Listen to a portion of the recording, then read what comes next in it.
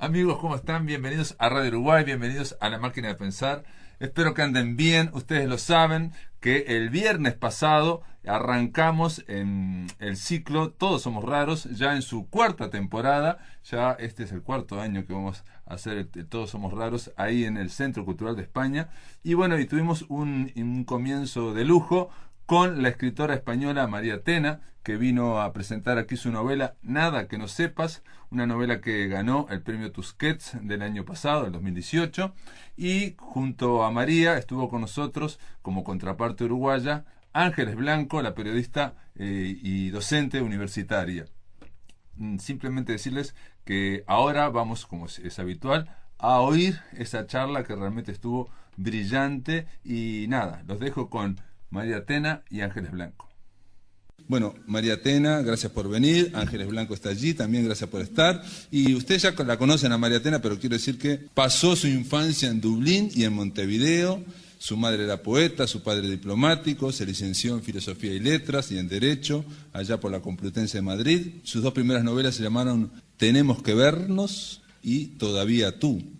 Después le siguió La fragilidad de las panteras, que fue finalista en el premio Primavera de Novela 2010, y después tuvo El novio chino, que ganó el premio Málaga, el novio chino, que ganó el premio Málaga del 2016. Y bueno, ¿tuviste el novio chino o no tuviste? ¿Lo tuviste? Voy a tener novio chino, ojalá, me hubiera encantado. Pero lo presentamos el año pasado aquí en el Centro Cultural de España, sí. ¿te acordás? Sí, tuve un amigo que era la persona, lo que llamamos en España pijo, no sé si aquí estáis muy familiarizados con el término, pero... Cheto se dice aquí. Es exquisito, buenísimo gusto, guapísimo, elegantísimo, que se enamoró del chino más pobre, más con uña negra, más pobre hombre, y siguen, bueno, en la realidad siguen juntos, no tiene nada que ver con la novela, la novela claro. No tiene que ver, pero bueno, es una historia.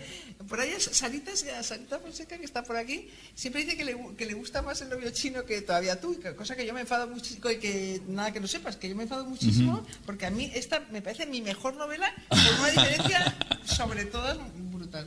Bueno, pero yo en su momento me acuerdo que te dije que con El novio chino habías dado un salto cualitativo, sí. Y bueno, obviamente con Nada que no sepas, claramente eso se ha ampliado. Hay que decir que el novio, esto lo comento solamente para decir que María Tena, para hacer ficción, también se basa en su experiencia vital, y en el caso del novio chino, que es una novela muy, pero muy linda, y tiene que ver con la experiencia de María Tena como comisaria del Estado español en la exposición de Shanghái, la exposición mundial de Shanghái, en el año, no me acuerdo qué año. 2010, en el 2010.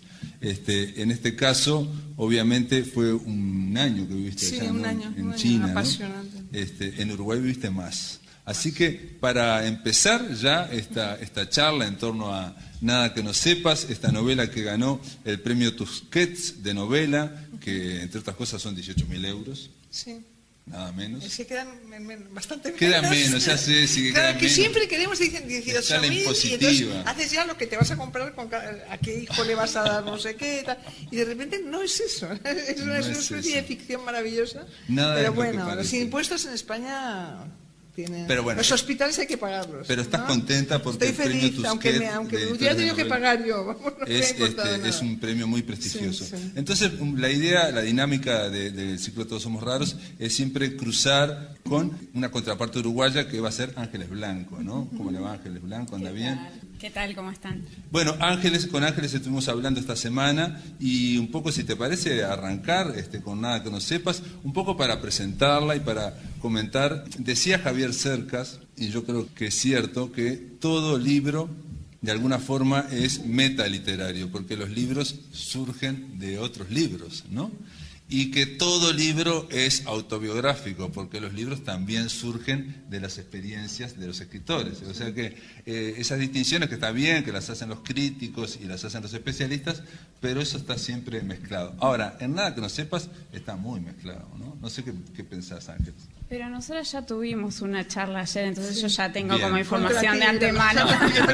ya fui ordenando las ideas. Bien. Entonces, es interesante con eso que decías, ¿no? Que la novela tiene un sustrato en la realidad, ¿no? Y en la experiencia propia de María, cuando vivió acá en Montevideo. Pero también es cierto que tiene un peso muy importante el tema de la memoria, ¿verdad? Y cómo la memoria de alguna manera toma esa realidad y toma esa experiencia vital como sustrato y la transforma, ¿no? Sí, claro. Y bueno, ¿podrías hablar un poco de esa relación? Me gustaría, sí. Vale. Me gustaría porque es una novela bastante rara. Es decir, lo que es cierto, todo el mundo me pregunta qué es cierto de esa época, Sí, ¿no? ¿qué es cierto y qué no es cierto? ¿Qué no es cierto? Es una cosa obsesiva. Yo creo que en una novela siempre hay cosas que se basan en la realidad y muchas cosas que son mentiras. Vamos, más bien son todas mentiras. Vamos a ver, lo cierto es que vivimos allí, vivimos en Carrasco. Éramos 8, en la novela son 2, ¿no? Son 4 personas. Entonces, pero éramos muy pequeños, yo era muy pequeña, yo me fui de aquí con... No había tenido ni novio. Fíjate, 11 años, con lo que fue después la cosa.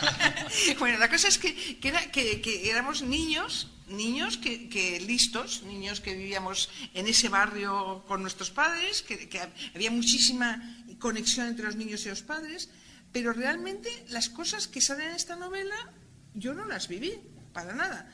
Es verdad que 40 años después, por una serie de razones, entre otras cosas porque mi hermano Juan, que era mi hermano mayor, siempre me decía, tenemos que volver a Montevideo, y nadie quería volver porque teníamos tan idealizado el Uruguay que nos daba muchísimo miedo venir y que nadie nos conociera, ¿no? Claro. De repente que nos hicieran el vacío, y tal, era una cosa horrible. Entonces llegamos entonces en ese momento mi hermano se puso enfermo y yo iba mucho al hospital a verle, 40 años de todo esto, 45 años después, y entonces él, en esa época final de su vida, me decía, tienes que volver, él seguía diciendo, tenemos que volver, ¿no? Como si él pudiera, pues sabíamos todos que le quedaba poco tiempo, ¿no? Pero seguía insistiendo, María, hay que volver al Uruguay, es una parte de nuestra vida importantísima, es un momento feliz de nuestras vidas, hay que recuperar eso, como sea. Y decía, además yo me voy a jubilar en el Uruguay. Y me lo decía en esa época, en ese momento tan terrible, ¿no? Me da pena ahora, incluso me emociona pensar en eso, ¿no? Eso está en la novela también, Sí. la protagonista, la Sí, narradora, sí. También está dudando si venir o no venir, más allá de otras cosas que les pasa, y el hermano, fallece, y entonces ella se define, porque eso es también como la finitud también, Claro, ¿no? O claro, sea, como diciendo, claro. no sé, Claro. el tiempo, Claro. y el tema del tiempo, Claro. que el tiempo apremia, tiene cierta, tenemos una limitación que es nuestra vida aquí. Claro. Y el tema del tiempo del recuerdo Claro. es fundamental en Claro, la novela, ¿no? fundamental. Entonces, el problema es que yo cuando volví al Uruguay yo no sabía nada. Sabía que era una niña, que tenía una bici, que iba sin manos en la bici, que tenía alguno que me gustaba, que luego apareció también cuando volví, y que mis padres iban a muchas fiestas y estaban siempre... Era una vida muy maravillosa y agradable. Había una sensación de libertad, nosotros que Claro. veníamos de la España de Franco, ¿no?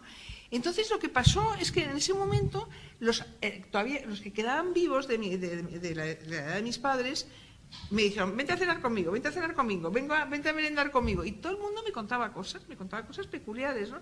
Pero de una manera deslavazada, y a mí, como yo nunca he sido una persona muy de juzgar a la gente, pues me parecía que bueno, pues que era una cosa que había sucedido en un momento y no me parecía tan mal, ¿no? Y entonces, bueno, pues en un momento dado, después de venir ya 5 o 6 veces, porque cada vez que tenía dinero me venía al Uruguay, intentaba siempre comer con Hortensia Campanella, que no había manera de comer con ella porque es importantísima, y yo tampoco me tenía muchas facilidades, y veía a mis amigas de siempre, ¿no? Veía a Sara, veía a Cecilia Regules, veía tal. Y entonces se iban acumulando unos saberes que eran... Esta gente lo había vivido hacía muchos años también, o sea, que contaba lo que les gustaba, ¿no? Vos me decías, porque yo te conocí ahí cuando Sí. volviste Sí. en esa primera Sí. instancia, ¿no? Sí. Y me decías que no podías creer que habían pasado 40 y pico de años y que la gente te recibiera y que se hablara como si Increíble. hubieran pasado nada, digamos. Eso era una y otra vez, decía, es increíble. Es que era esto". increíble. Y me recibieron, Sí, y, sí, y, sí. digamos, compañeros de escuela. No, y es que el primer día en el aeropuerto me dijeron, vamos a dejar de trabajar para estar contigo. Y yo decía, no, por favor, no perdáis el trabajo. Claro, En claro. España perder el trabajo es no sé, era como un cariño tan gratuito, tan sin interés, y haber estado tanto tiempo sin es como haber dejado aparcado una parte de tu vida que te encantaba, una parte maravillosa, y de repente recuperarla. Es como recuperar un tesoro inmenso claro. que yo lo sigo teniendo en el corazón. Eso me emociona mucho, ¿no? Durante años estuviste diciendo, incluso antes de tu novio chino, sí. del novio chino, estabas diciendo que estabas haciendo la novela uruguaya. Eso es. Y de hecho lo hablamos varias veces, sí. tanto en la radio como aquí, que a ver cuándo sale la novela uruguaya. Bueno, el año pasado cuando estuve también allá en Madrid, ya estaba por terminar. Sí. Yo voy a contar esto nada más. El año pasado cuando estaba en Madrid, María Atena había terminado Por fin había terminado la novela. Después de tanto tiempo, ¿no? Ajá. Y entonces vamos por el metro de Madrid y me dice una frase así como pensando, dice, lo bravo, ¿no? Dice algo así, dice, los bravos en los escritores es que cuando terminan algo, después viene... El vacío. No, viene la espera del proceso editorial, que es larguísimo, ¿no? Sí. Y yo le digo, María, pero vos lo terminaste hace 24 horas la novela. Claro, por favor. Y ya estaba desesperada. O sea, qué duro es. Es muy duro. Había mandado ya la novela a Tusquets y era un plazo de 30 días. Claro.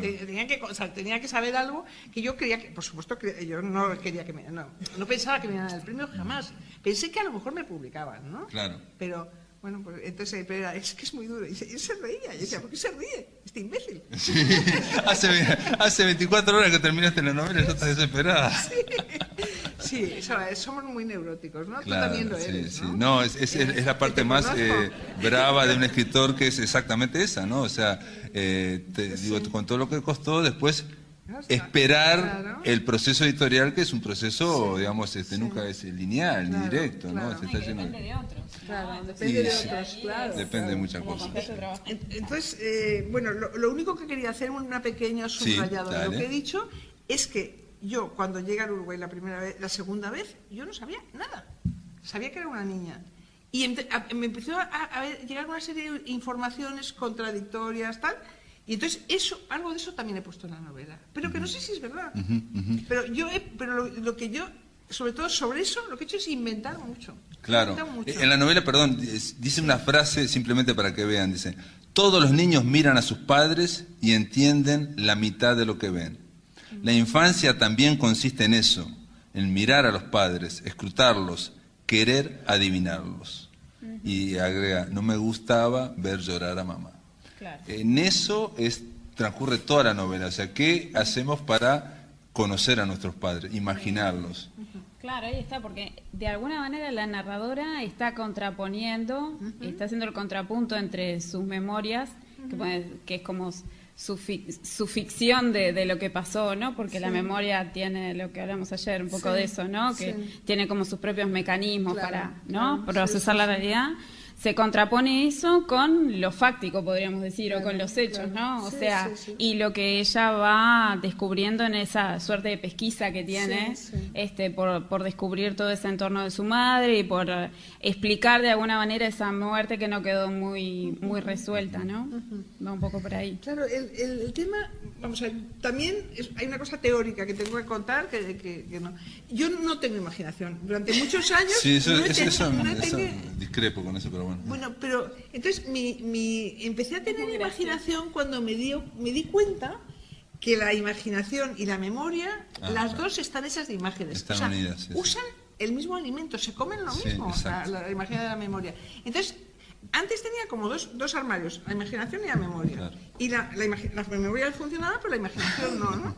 Y de repente los fui acercando y ahora son lo mismo casi. Exacto, es como el material. Entonces, con esa cosa de una memoria transformada, cambiada, pues sí que funciona. Sí. Graham Greene decía, entre otras cosas, que cuando le pasaba algo muy importante, algo que le parecía que le movía el piso, digamos, iba a emborracharse enseguida, mucho, para olvidarlo, dice, agregan en sus memorias, dice, porque el olvido es el pasto de la imaginación.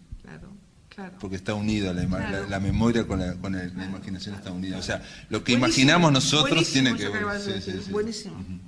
Exactamente, tienes que olvidar una parte que yo evidentemente después de tener 12 años a tener 40 y tantos, olvidas mucho y sobre ese olvido haces lo que te da la gana. Exacto. Y es maravilloso. Y salen cosas mucho más creíbles y por mucho supuesto. más verosímiles que si, lo que si quisieras- fuera la realidad. No, y que si hubieras querido escribir exactamente todo lo que Claro, pasó, esa claro, crónica. claro. Yo me acuerdo que también una frase que me dijiste una vez hace un par de años, también mientras estabas luchando con la novela uruguaya esta Nada que no sepas, era que Uruguay era maravilloso, y dice, era como vivir en el Gran Gatsby. Era un poco eso. Es Esa que época era así. sí. Cuando lees la novela tenés esa impresión, ¿no? Sí, sí. Digo, Es que era así. porque recién cuando Pablo decía, ¿no? Dice la novela uruguaya. Y hay una suerte de homenaje al Uruguay, ¿no? Y al Uruguay de ese tiempo. Y atado un poco a lo que decía Pablo ahora, ese retrato de una clase social de la que a veces nosotros mismos en Uruguay no tenemos tantos datos. O sea, Claro. es como que la ficción, ¿no? Sí. Que es esa cosa que tiene la ficción de valioso también, que a veces llena los huecos Sí. por ahí que deja libre la sociología, por ejemplo, sí, ¿no? sí. O sea, no hay estudios, por ejemplo, sobre las clases privilegiadas. Yo, por lo menos, o son muy pocos o Claro, escasos, ¿no? claro. En general siempre se estudian Vamos otras a ver, cosas. Y lo que tenía Carrasco de peculiar. Hoy un periodista que me ha hecho una entrevista me dice: es el primer libro que tenemos en Uruguay sobre ese tipo de sociedad, ¿no? Sí. Porque siempre en cada sociedad suele haber ricos, suele haber pobres, suele haber. Pero estos eran gente artista, cultos, intelectuales. Y había algún importante extranjero. O sea, había una mezcla de gente, pero lo interesante de ellos es lo puestos que estaban en la cultura.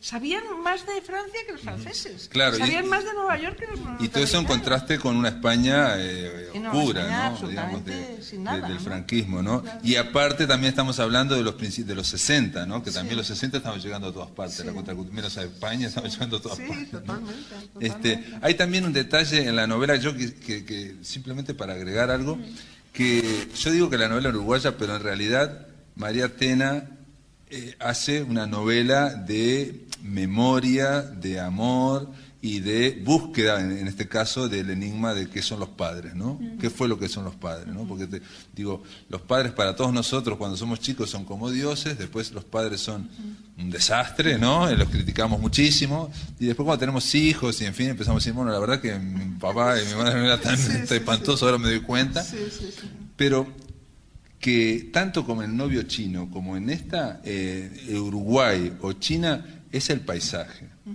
Digo, a nosotros nos encanta como uruguayos que vengan y cuenten y cómo nos veían y cómo veían a Carrasco, pero es un paisaje, lo importante son los personajes. Aquí. Es un paisaje interior, ¿no? A ver, Ángeles discrepa. A ver. Yo no sé si es tanto escenario. O sea, da con una atmósfera... ese contexto hace que detonen muchas cosas en la trama, ¿no? O sea, ese contexto impacta de forma muy distinta en el matrimonio español, ¿no? Que viene acá a Uruguay. En el caso de él, que además lo que decíamos el otro día, es un matrimonio regio, es un matrimonio espléndido, con 2 hijos chiquitos, y en el caso de él lo que hace es bueno, nada, se corta mucho con esa cosa represiva, atávica, franquista en España. Se saca la corbata. Él llega Y acá a entonces, Uruguay y a los 24 horas ya se saca la corbata claro. y se empieza a ponerse Eso zapatillas. y eso en ella, claro, ahí está. Y eso en ella también impacta de otra manera, ¿no? Porque, al contrario, se repliega mucho más en lo que ya conoce y todo lo demás.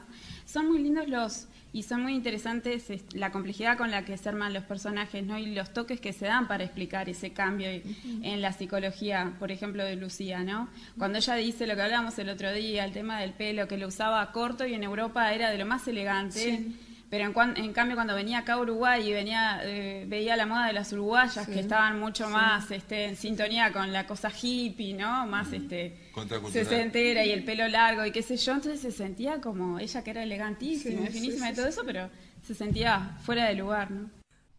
Amigos, continuamos oyendo el Todos Somos Raros con María Tena sobre su novela Nada que no sepas. No sé si estas mujeres eran hippies, eran sofisticadas, Sí. pero con un trapito además. O sea, que no les hacía falta. Había algunas que sí, que se vestían en París, pero eran las menos. Lo que eran mujeres con un buen gusto, con unos cuerpos alucinantes y cuidándose mucho. Y al mismo tiempo muy inteligentes. Claro. O sea, lo que pongo en el momento, y eso sí que lo siento fervientemente, no eran las amas de casa de España, ni las esposas de España. Las que hacían gazpacho. Que estaban allí siempre, pues eso, con el delantal, con la tal, pelo sucio, en fin. No tenía nada que ver.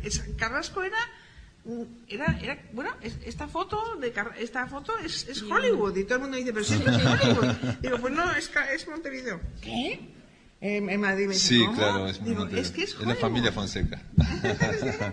sí, vamos a mostrarla, es una foto espectacular, realmente, ¿no? Es realmente entonces, bueno, pues muy elegante. Era otro sitio. Seguramente no era idéntico al que es hoy, ni era idéntico, pero era un sitio brillante culturalmente, ingenioso, divertido. Claro. O sea, lo que tenía este grupo de gente, para mí, que es lo que me apasiona de ellos, y por eso es como un homenaje a estas personas, era que amaban la vida de una manera. Eran muy jóvenes también. Sí. No, pero no nos podemos imaginar cómo serían, porque ahora conocemos a nuestros padres mayores, ¿no? Claro. Pero eran gente muy joven, ¿no? No, aparte lo que queda claro en la novela es el contraste con España, el tema de llegar a un país laico, ¿no? Con liberal, digamos, en los 60 también, con esa apertura, y sobre todo lo que se dice una y otra vez, el tema de manejar la cultura, ¿no? O sea, ahí aparece Harry Belafonte, aparece Carlos Gardel, se está hablando de distintos hitos culturales y que estaban aquí, ¿no? Claro. Y luego también, pues o sea, yo eso lo he hecho absolutamente intencionadamente, esa mesillas llenas de libros, y los libros que leían, ¿no? Claro. Porque son libros que a mí los he leído yo detrás. O sea, ellos los leían y yo lo iba detrás a leer a Aldous Huxley, a leer a las ingleses, claro. Son los libros que yo he mamado, por decirlo de una manera sencilla, ¿no? Y entonces, bueno, pues era gente muy especial. O sea, no era normal en un sitio alejado de las grandes hitos culturales, los grandes sitios culturales, que hubiera gente tan informada, tan apasionada, y que tenía unas discusiones sobre el Quijote, de repente unas broncas. En mi casa yo estaba como debajo ahí oyendo, y es que alucinaba, ¿no? Decía, pero bueno, ¿por qué se enfadan por no sé, discusiones teóricas? No, y el hecho también de una ciudad que está al lado del mar o del río, en este caso nosotros decimos mar, y el tema de estar, y eso no nos damos cuenta, de vivir al lado de una playa. Entonces se genera como una especie de balneario también, ¿no? De aire de balneario, que no es habitual que las capitales tengan playas donde se pueda uno bañar, no es habitual eso, ¿no? Eso no ocurre. Y entonces eso genera también un ambiente. Esos pasajes que curiosamente, hay unos pasajes que son como ensoñaciones, ¿no? O sea, de vivir en una playa, cómo las mujeres se tostaban, cómo los pies, lo bonitos que ¿sabes? Esa especie de estética, ¿no? Que a mí se me ha quedado, ¿no? Eso yo no lo he hecho escribiendo, lo he hecho hablándolo, porque me parecía que quedaba mejor. Y eso, por ejemplo, Almudena Grandes, que era la presidenta del jurado, decía, es que hay unos párrafos sobre la playa, sobre las noches de Carrasco, tal, que es que a mí, yo no he leído hace mucho tiempo una cosa tan buena. A mí me emociona también, claro, porque la presidenta del jurado, es que yo no hace mucho tiempo que no, o sea, un relato tan bonito de una descripción, no sé, un hombre que todas las noches sale muy tarde a pasear al perro, ¿no? Y la luna y el perro, no sé, a mí es un poco, es un hombre y una mujer, ¿no? De Lelouch, ¿no? De Claude Lelouch. De Claude Lelouch, sí, un hombre y una mujer. Entonces yo tengo esos paisajes de la playa, del muelle y tal, entonces bueno, pues me los pongo allí de repente, ¿no? Y son cosas que me salieron como del alma, ¿no? Porque en el fondo muchas veces son recuerdos inventados. O sea, no es que yo me acuerde de ese hombre. Eso es lo raro que me pareció muy bueno, es que la protagonista, la narradora, a nivel narrativo, dice, esto no sé si lo recuerdo o me lo he inventado, ¿no? Entonces se dice claramente, entonces digo, no hay trampas, las cartas están encima de la mesa. Pero es un recurso aparte estupendo para hacer avanzar a la trama, claro, ¿no? Y para captar la atención del lector, en definitiva, ¿no? Que nunca sabes cómo viene el juego. Pero ella va avanzando sobre los recuerdos y lo que nos ocurre también cuando volvemos a un sitio y han pasado muchos... Entonces, ¿estás viendo el sitio ese que estás viendo o estás viendo el sitio de tus recuerdos? Se van superponiendo, ¿no? Uno con otro, ¿no? Luego hay dos temas en la novela que son muy importantes. Uno es el tema de, de los tupamaros, ¿no? Que nosotros no lo vivimos, nosotros ya nos habíamos ido, ¿no? Y el otro es el tema de los Andes, que mi hermano era de ese equipo de rugby. Ya nos habíamos ido a España, pero mi hermano hubiera ido en ese avión. Hubiera ido, seguro, claro, vamos. Claro. Entonces, todo eso era una tentación de decir, bueno, voy a hacer un libro comercial, ¿no? Que forrarme, no tener que pagar Hacienda en España y hacer un libro comercial. Pero tenía tan claro que yo de lo que quería hablar era del Carrasco de los años 60. Yo quería hablar de mi infancia, en el fondo, ¿no? Y del viaje hacia el pasado, ¿no? Es un viaje proustiano hacia el pasado. Sí. Hay otro detalle también que también no es solamente ustedes que no querían volver después de 40 años porque habían pasado tan bien en Uruguay, sino también está el punto de que la patria del escritor es la infancia, ¿no? Algunos dicen que es el idioma, la lengua, pero otros dicen que la patria del escritor es la infancia, de ahí surge todo. Y en un momento de la novela dice: la infancia es un pueblo que se nos ha quedado pequeño, pero que no tiene sorpresas. Es lo que hubo. Se mueve a un ritmo que permite añadirle todos los filtros de lo que no tuvimos, de lo que deseamos.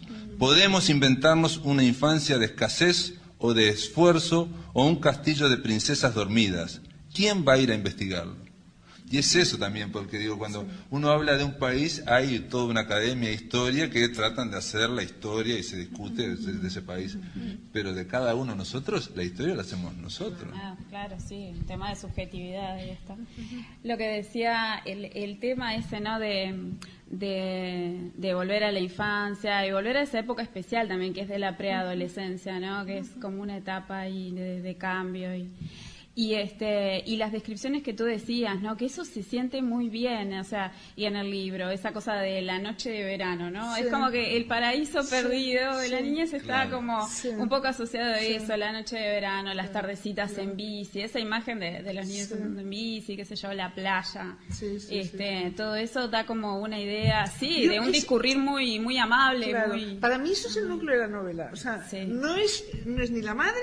Bueno, la madre es muy interesante porque, claro, siempre todos queremos saber cómo eran nuestros padres. Es el anzuelo, la madre es el anzuelo que vamos todos atrás de la madre, a ver qué pasó con la madre. Pero toda esa belleza, esa cosa oculta al mismo tiempo y tal, para una niña medio también mojigata y lectora como yo, era una cosa apasionante, ¿no? Pero todos queremos estar con los padres y hay un momento que los padres te dicen, no, ahora vamos a hablar de otra cosa, váyanse, ¿no? O pasaba eso antes, ahora creo que no pasa porque con las pantallas los gurises ven cualquier cosa en cualquier lado. Pero hay un detalle, un poco reforzando lo que dice Ángeles, vos le ibas a poner otro título, ¿no? Siempre era Domingo en Montevideo.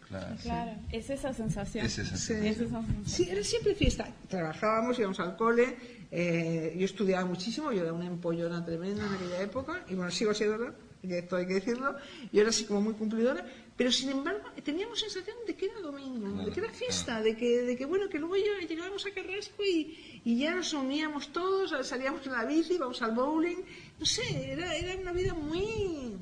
Para los niños era un paraíso, ¿no? Sí. Hay una, digo, esto no es de la novela, pero hay una inglesa que vino en el año 30, acá, Rosita Forbes, que la incluye Gerardo Caetano en su libro La República Ballista como adenda, y ella observó que en Uruguay, en Malvin, está hablando de Malvin, esto lo dice ella, ¿no? La gente compra 2 pijamas. Compra 2 pijamas, ¿por qué dice? Porque uno es para andar, manejar el auto. Y el otro es para dormir. O sea, era una ciudad balnearia, o sea que la gente anda. Y dice Rosita Forbes, esta inglesa, Uruguay o Montevideo están 90 días de vacaciones, desde diciembre hasta abril, y no pasa nada, y está el cielo, la playa, el cielo azul, o sea, fue en el año 30, o sea, digamos, esa sensación de alguien que viene de afuera que a veces no nos damos cuenta, ¿no? Pero también esas situaciones hacen que la cultura florezca de alguna manera. Ese quedar con los amigos casi todas las noches. ¿No? Yo recuerdo que eran muchas noches. De repente llegaba un coche a la casa, al jardín. Teníamos una casa con jardín, ¿no? Llegaba un coche, y aparcaba. Al rato venía otro, y entonces ibas viendo. Entonces mi madre ya decía, vamos a hacer una tortilla de patata. Empezaba a poner una tortilla de patata, empezaba a sacar algunas botellitas. Y era como una cosa que pasaba una vez a la semana, o 2 o 3. Claro, Y era muy, entonces empezaban los diálogos, empezaban las discusiones, empezaban las conversaciones, el tango, el bailar, mucho recitar poesía, muchísimo. ¿Recitar poesía? Muchísimo. Shakespeare, García Lorca, bueno, muy sorprendente. Estaba Guido Castillo también. Guido Castillo, que sí. siempre decía, es que me he venido al Uruguay para conocer a un señor que sabe mucho más de Cervantes que ningún español, decía. Es que es alucinante, le cabreaba. Claro. Es que en España no hay nadie que sepa tanto de Cervantes como Guido Castillo. O sea que era un mundo muy, muy peculiar, y para una niña, ya digo, un poco sabionda como era yo, era... Oh, y luego, claro, las amigas también, ¿no? La libertad de los amigos, los primeros novios, Dios mío. O sea, yo cuando volví a Uruguay, esta es una anécdota, hubo un amigo mío que nunca nos habíamos hablado, porque éramos los dos bastante tímidos, a mí me gustaba. Estaba desolada de irme de Uruguay, ¿no? Y entonces cuando volví, fui a verle, estaba de trabajar en un museo, y yo fui a verle, sacó una libretita pequeña, así arrugada toda, con una foto mía, pero no nos habíamos hablado, y yo tenía una foto de él, después de 40 años. Increíble. Son cosas... Es que el Uruguay es la leche, perdón. Es que el Uruguay, es que no hay nada como el Uruguay, de verdad. Es que ella es divina, o sea, porque nos ama. Eso, Ángeles, claro. Porque todos estamos, los uruguayos siempre tenemos un gran problema de identidad, digamos, ¿no? Por cómo nació este país, y en fin, y siempre estamos esperando de los extranjeros un reflejo, ¿no? Cómo nos ven, y a los extranjeros que vienen a quedarse le decimos, ¿y por qué te querés quedar acá? ¿No? En fin, y en ese reflejo Ángeles decía, ella ve bárbaro Uruguay, o sea, ve como una idealización. Yo lo sigo viendo igual, además me sigue pasando, o sea, yo vengo aquí y como me entra una especie de emoción de qué bonito, qué cariñosa es la gente. Mira, en el buquebús que viene de Buenos Aires, se me acercó una chica de repente y me trajo un café y unas pastitas. Digo, pero ¿y esta quién es? ¿Me creí que la conocía? ¿Quién eres? No soy nadie, pero te he visto que llevas una maleta grande, que tenías muletas y tal. ¿No te apetece el café? Te doy el mío y luego ya voy a... Eso no pasa en Europa nunca. ¿No? Es como... Es increíble, ¿no? Es impresionante. Y luego vino otro y me acercó, no sé qué. Y no sé, yo iba tan contenta. Diciendo que es un país muy especial, la verdad. Para mí Uruguay, creo que lo mejor de Uruguay, la Rambla es maravillosa, el centro maravilloso, Carrasco la Mayor, lo mejor de Uruguay es su gente. Su gente es que es imbatible. Es imbatible. Y yo lo reconozco en Madrid también. Digo, este es Uruguay. Porque son gente buena y sencilla. Y trabajadora. Bueno, no lo sé. Todos la miramos, nadie dice nada, ¿no? La dejamos hablar. Podríamos cerrar acá perfectamente porque nos vamos felices. No, a lo mejor hay alguien malo. A lo mejor hay alguno malo. A lo mejor hay malo. Pero yo no lo he conocido todavía. No, pero aquí hay uno de los ensayistas más célebres de Uruguay, lo definió como un país de cercanías. Sí. Y ese es lo que estás contando, ¿no? El tema de la cercanía, de juntarse, de venir, digamos, sin esa cuestión tan formal de quedar, en fin, toda esa historia. En ese sentido. Anoche, cuando llegué al hotel, había un portero de noche, ¿no? O sea, el típico botal, y de repente llegó el otro, dos tíos absolutamente tíos, que no eran... Y le di un beso y digo yo, pero qué bonito es esto también, ¿no? O sea, en España, dos hombres dándose un beso por la noche, que son dos trabajadores, que se nota que no son ni familia ni nada, ni son novios. Qué tranquilidad, ¿no? Y los obreros se dan besos de repente, los hombres, me encanta eso, por favor. Bueno, son cosas que no sé qué el Uruguay es la leche. En este último bloque, amigos, vamos a terminar de escuchar, de oír, de compartir. Primero, Todos Somos Raros, con María Tena y Ángeles Blanco.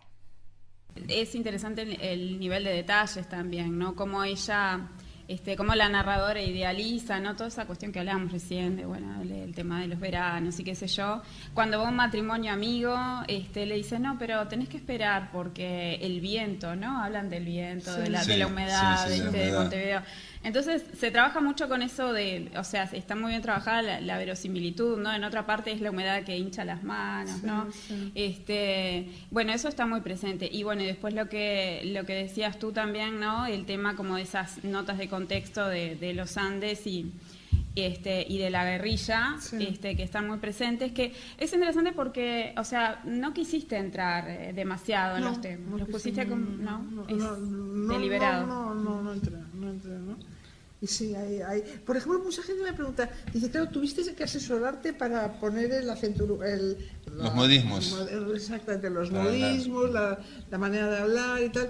Digo, no me asesoré de nadie, lo tengo dentro, yo sí lo tengo dentro. ¿Te surgió? El otro día me encontré con Juan Cruz, que es un periodista del País cultural, que tiene un poder tremendo en el periódico, Cruz, claro. es un tipo de muchos años y tal, Sí, es muy sí, lo simpático. conocemos. Y me dice, el Uruguay no es un río, y digo yo, es un cielo azul que viaja. Y se quedó y dice, ¿cómo? ¿Te acuerdas? Porque yo te lo traía preparado, que lo había mirado Claro, antes, claro, sí, y digo, pero ¿cómo no me voy a acordar? Yo me acuerdo de todo, Sábado y Esperanza, el gurí pescador, y todo, me acuerdo de todo, ¿no? Es una edad que ya te acuerdas, ¿no?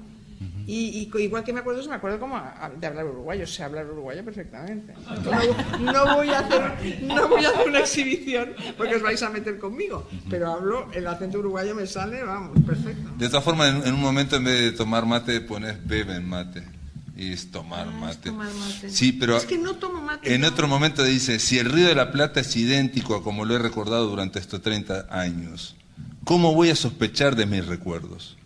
Pero el agua también ha transportado ramas, papeles viejos, piedras y basura. Es un río marrón lo que veo. La memoria cambia a medida que cae la tarde. Ni siquiera sé si son recuerdos. Está muy bien, ¿no? O sea, la protagonista está diciendo una y otra vez que asistimos a inventos, o sea, también la memoria se inventa. Y el tema, ¿no? el río y el recuerdo, ¿no? El río y el olvido están siempre ahí, siempre está jugando, como el Río de la Plata es una evocación permanente. Sí. La narradora ve el Río de la Plata y se acuerda de Lucía, se acuerda de su madre. Y bueno, de hecho, a un nivel simbólico, el río tiene esa claro, cosa como del discurrir, ¿no? Claro. Y del olvido. Ese río que tiene solo horizonte, orilla. que tiene horizonte. Claro, Es no se ve la otra orilla, es un río. Es que es impresionante. Es casi un sinsentido.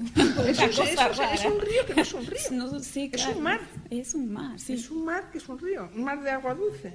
Es que es rarísimo. Es Es raro, sí. raro, ¿no? De verdad. Sí, de este lado le decimos mar y del otro lado le dicen río. Hay también un detalle que es muy arquetípico, digamos, en la literatura, que es también el viajero que vuelve después de mucho tiempo y que ve, digamos, todo cambiado. Eso está en la Odisea, así vamos, ¿no? O sea, el tema de volver y encontrar todo y sobre todo la expectativa y la duda de si lo van a reconocer Claro. y si se va a ver, Claro, ¿no? claro, totalmente. El extraño que vuelve, ¿no? Exacto. Ulises, ¿no? Ulises, Odiseo, y con el claro. perrito que es el único que le reconoce. Exacto, y ¿no? aquí está claramente que ella va, se sorprende la protagonista de la velocidad de los acontecimientos, Sí, ¿no? sí, Ella sí, quería un retorno más lento, si más se quiere, más y tal, tranquilo, Va a ir ¿no? asumiéndolo, ¿no?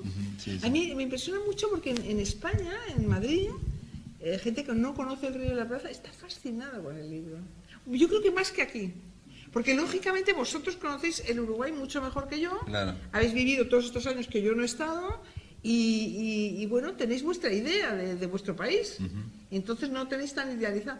Pero en Madrid, o sea, me están mandando unas cosas, gente que no me conoce a través de Facebook y tal, de reseñas. Es que tengo como 20 reseñas. Impresionantes. ¿Y qué es lo que les llama la atención? Pero qué lugar, pero qué novela, pero, o sea, todo, ¿sabes? Es como les fascina. Dice, pero ¿cómo en el Uruguay? Al Uruguay, güey, yo no voy. Sí. Hay una canción Exacto, en sí, España, sí, sí, está en ¿no? Carmela ¿Cómo, también. ¿Cómo es eso? ¿Cómo fue eso? Realmente, ¿sabes? Pero al mismo tiempo muy elogiosas las reseñas, ¿no? Porque Pero yo he leído algunos blogs que te han Sí, escrito y lo que veo que se destaca mucho es el tema que obviamente refleja en mucha gente la idea de reencontrarse o de ver qué pasó con mis padres, qué pasó, ¿no? O sea, todo el mundo tiene, digamos, en el armario cosas, ¿no? Para sacar. Claro. Y este es un viaje donde ella precisamente va a eso, a tratar de abrir ese armario y a sacar dudas. A mí me oscuridades. encantaría ahora que viviesen mis padres y que yo me hubiera atrevido a hacer la novela, porque claro, si vivieran mis padres seguramente no me hubiera atrevido. Pero me hubiera encantado que ahora de repente resucitasen y decirles, bueno, ¿y por qué nos mandasteis a Madrid? ¿Y por qué no sé qué? Y teníamos que habernos quedado en el Uruguay a vivir y tal, ¿sabes? Claro. Tener una conversación con ellos, a ver cómo ellos sentirían esto, ¿no? Pero lo que pasa es que Parece esa más libre. vivencia tuya es como pasa siempre con la literatura, con la buena literatura, es universal. Sí. Todos quisiéramos en algún momento decirle a nuestro padre, che, pero ¿por qué hicieron eso? ¿Por qué no hicieron eso? ¿No? Y son todos enigmas, porque realmente lo que podemos hacer es proyectar nuestras ideas, decir, bueno, yo creo que lo hicieron, o criticarlos al principio, después disculparlos, perdonarlos y al final reconciliarnos, pero siempre son ideas nuestras, proyecciones nuestras. Es que no conocemos a nuestros padres. No. Hay un momento, en un momento que ya tenemos la edad de nuestros padres, pues Claro, decimos, mira. Sí, vas entendiendo un poco la película. Cuando hacía esto, mira. Claro. Es que es más, la narradora en el momento que ella, en el momento que ella está narrando, seguramente es más grande que su madre cuando, ¿Sí? Ah, lo cuando dice, murió. lo dice. Entonces lo dice. ella tiene como otra perspectiva también, la mira con un poco de condescendencia también, Sí, esa sí, muchacha, ¿no? Que vino Sí, de España. Muy culta y bueno, y siempre como esa cosa melancólica, ese spleen que tiene Luciana, ¿no? Porque es esa cosa como siempre melancólica y sí. también un poco desbordada, ¿no? Sí. Porque se ve en ese contexto que no sabe mucho cómo manejar la situación. Sí, A mí me parecía, yo se lo dije a Ángeles y ella discrepó, y le dije que me pareció una muy femenina la visión, ¿no? Pues sobre todo porque la mamá de la protagonista, cuando llegan aquí y él se saca la corbata, empieza a vestirse de blanco, empieza a ir al tenis, no sé qué, no sé cuánto, y ve que todas lo empiezan a mirar. Entonces se le disparan todas las paranoias a ella, ¿no? Claro. Entonces me parecía muy femenina. Y Ángeles me decía otra cosa que no, que él... Entendimos al revés. Sí, Es interesante. por eso. Qué bueno. Ángeles decía que, sin embargo, él con todo esto que parece que es muy mujeriego, aparece como mejor padre, digamos, o que ella, No, ¿no? claro. Sí, yo que creo es que muy centrada en sí misma. creo que Es que forma él- parte. Sí, ahí va. el verdadero, el que no es el de la novela, era una persona... Bueno, tengo que poner un ejemplo que es impresionante de mi padre, ¿no? De mi padre real, no de la novela, ¿no? Las 3 chicas nos casamos con diplomáticos. Los 5 chicos, menos uno que es poeta, se fueron al servicio exterior. Estamos enamorados de mi padre, toda la familia. Mi madre y todos nosotros, los 8 hermanos. todos Es siguiendo- espectacular, sí, siguiendo ¿no? el modelo, es un modelo. Un edipazo, pero de libro, ¿no? Que nos ha costado a todos, bueno, a mí no, yo no lo he superado, o sea, a mí me gustan los señores como mi padre, es una cosa tremenda, ¿no? Tremenda. Es como el Edipo, aquí sino, mal es un resuelto. Edipo, pero vamos, el destino. Es como esas cosas del destino que hay una música detrás, rum, rum, Sí, sí, como sí, que no sí. puedes superarlo. Pues en mi familia... está clarísimo, vamos. Lo que pasa es que mis hermanos dicen, no, yo no. O sea, Lo ¿cómo, tío? niegan, ¿Y por qué sí, eres sí. diplomático y estás en París en la embajada, tío? Claro, ¿Sabes? sí, Es sí, muy, sí, sí, nos sí. marcó mucho la carrera. Yo no, a mí no, porque yo no quería ser diplomática. Mi padre quería que fuera diplomática y no quería yo. Pero es que era todo un personaje, ¿no? ¿Y qué hay con la poesía? Porque no la mencionás nunca y acá está bastante presente la Sí, poesía. sí, Y tu madre era poeta. Mi madre era poeta, sí. Y yo he leído muchísima poesía. Y me encantaría saber escribir poesía, pero... No, pero eso se nota también, porque una vez hablando con Rodolfo Rabanal, el escritor argentino que vive aquí en Punta del Este, él me decía una cosa que yo creo que es cierta. Dice, se nota los narradores que leen poesía Sí. y de los narradores que nunca leen Sí. poesía. Y él, por ejemplo, tiene como premisa al año leer X libros de poesía, tanto, ¿no? 4, 5, 10 libros de poesía, como una forma de alimentar la narrativa, Claro, ¿no? claro. O sea, y aquí se ven recursos. Bueno, ya poéticos. sabes esa entrevista famosísima de Faulkner con el Paris Review, ¿no? Que dice, bueno, yo empecé con la poesía porque me parecía lo máximo. Pero era demasiado difícil para mí, no podía con la poesía, ¿no? Dice, luego ya empecé con el cuento. El cuento era una cosa maravillosa, me encantaba porque se parecía mucho a la poesía, Claro. se parecía también a la narrativa y estuve escribiendo cuentos. Dije, al final me rendí y fui a lo fácil, la novela. Y es que me encanta esa historia porque es verdad. O sea, yo no sé, me encantaría saber escribir poesía. Pero la poesía de tu madre, que yo no la leí, digo, Sí. ¿tiene algo que ver? ¿Hay algo aquí, no? La poesía de mi madre se parece mucho a como yo escribo, sí. Bastante. Ah. Es muy sencilla, muy transparente, muy... era muy buena poeta, escribió muy poco, pero lo que escribió era muy bonito, ¿no? O sea, sobre todo muy claro y muy transparente, ¿no? Eso, no, como que un poco y está anunciado en el epígrafe en el epígrafe de Virginia Woolf, ¿no? Cuando habla como de esa necesidad de llegar a lo esencial del lenguaje. Sí. Que bueno, que en definitiva tiene que ver con la poesía, ¿no? Llegar... Sí, pero yo lo notaba también porque es una novela que, si bien pasan acontecimientos, tiene un transcurrir bastante lento en algunos momentos, porque ella va una y otra vez reflexionando esto sobre la patria de la infancia, sobre los recuerdos, la invención de los recuerdos, va una y otra vez. Por ejemplo, puedo leer algo simplemente aquí, no, mis padres venían de un país oscuro como una Semana Santa, eso lo había señalado yo, pero es otra cosa. Aquí, la historia no es falsa, querida, pero todo está mezclado en la batidora de la imaginación. No son sus palabras exactas. Lo que permanece es lo que yo reconstruía por las noches cuando se iba y me tumbaba en el catre y me ponía a pensar en aquella mujer imaginaria. Como nunca la llamamos de ningún modo, sentía que podía hacerlo, que tenía todo el derecho a quedarme con ese recuerdo, a apropiármelo, a jugar con él y a manipularlo, a reconstruirlo a la medida de mis emociones, de mis carencias, de lo que necesitaba en aquel momento. Dormir con ella fue uno de los pocos placeres que tuve allí. Este es uno de los personajes, pero hay una cuestión muy poética, digamos, ¿no? Lírica, hay una cuestión lírica. Bueno, yo trabajo muchísimo la escritura, ¿no? O sea, creo que lo único que está claro es que yo me lo ocurro. O sea, no sé si soy buena o no soy buena escritora, pero trabajo muchísimo y trabajo mucho el lenguaje, porque creo que también las ideas te vienen por el lenguaje. Tú te pones a escribir y te llegan las ideas a través del lenguaje, ¿no? Entonces al principio son libros bastante largos y luego voy quitando todo lo que sobra y queda como una escritura que es bastante breve, que parece que no tiene muchas cosas, pero que las cosas que he quitado siguen ahí. No, claro, lo que no está, y eso es un recurso poético, lo que no está es tan importante como lo que está, claro. Entonces no está, pero está porque lo he quitado, porque estaba repetido, porque estaba, ¿no? Y eso me gusta, es como, siempre lo digo, es como esas piedras de la playa, ¿no? Que las ves tan lisas, tan bonitas, tan estupendas, y claro, el mar ha estado trabajando siglos en ella. Entonces yo con esas piedras, las palabras, todo el día dándoles cepillito y tal para limpiarlas, ¿no? Y me gusta mucho eso. Se nota eso, se percibe eso en la escritura, ¿no? Es una escritura sobria, contenida también, en definitiva, no es minimalista para nada. Pero tampoco es barroca, o sea, está como de esa cosa, de esa búsqueda de esa precisión, ¿no? O sea, yo tengo incluso trabajar en la elipsis, en lo que falta, eso que decías tú recién. No, aparte la mirada de los niños necesariamente es elíptica, o sea, hay cosas que faltan, hay cosas que no se vieron, no se comprendieron, y lo que está haciendo, lo que es la protagonista muy autoconsciente de eso, ¿no? Una y otra vez lo dice, ¿no? Esto no sé si me lo estoy inventando, en fin, ¿no? También los recuerdos.